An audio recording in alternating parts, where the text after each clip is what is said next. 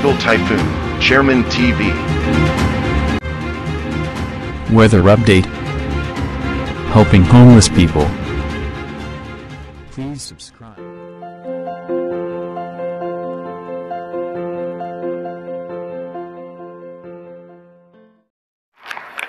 Magandang umaga po. Ito po ang latest update natin ngayong araw, April 9, 2025.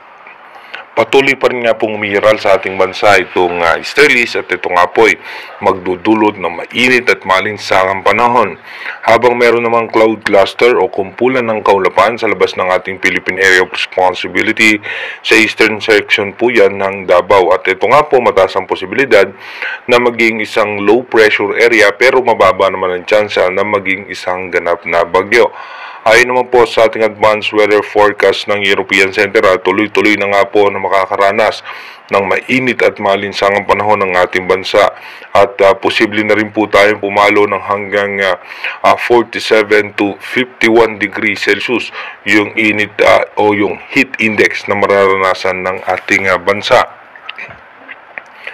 Dito naman po tayo sa may rain map animation. Asahan nga natin mamayang alas 3 ng hapon ay makikita naman po natin halos wala naman pong pag-ulan na posibleng mararanasan. Maliban lamang po makulimlim ang kaulapan ng western section ng Visayas at ng Mindanao at ganoon din nga po sa parte ng Palawan. Pagdating naman po ng alas 8 ng gabi mamaya, tuloy-tuloy po na magiging maayos at maganda ang lagay ng panahon. Expected po natin yung localized thunderstorm sa parte ng Mindanao at ng Metro Manila. Dumako na nga po tayo sa ating advanced weather forecast.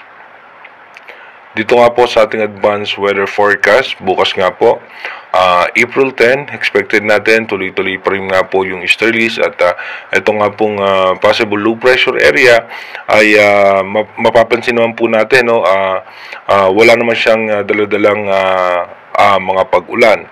Pagdating naman po ng April 11, magkakaroon ng sama ng panahon sa may labas ng Philippine Area of Responsibility patungo nga po yan sa parte ng karagatan ng Japan. Pagdating naman po ng April 12 hanggang April 13, tuloy-tuloy pa rin nga po na makakaranas tayo ng may init at alinsangan panahon.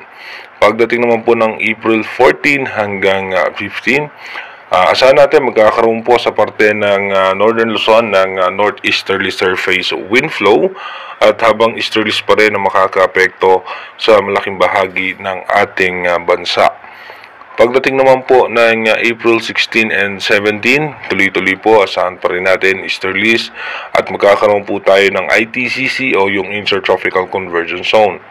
Pagdating po ng April 18 hanggang 19, dito po magkakaroon muli ng mga kumpulan ng kaulapan sa may parte ng Mindanao at dito po yan sa ating ITCC.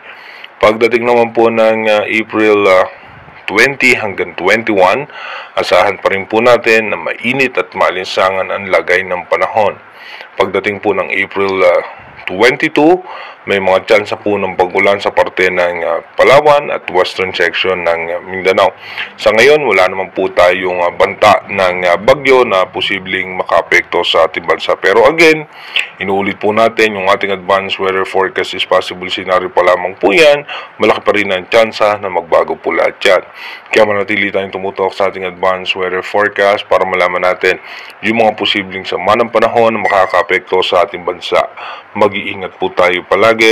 God bless po sa ating lahat.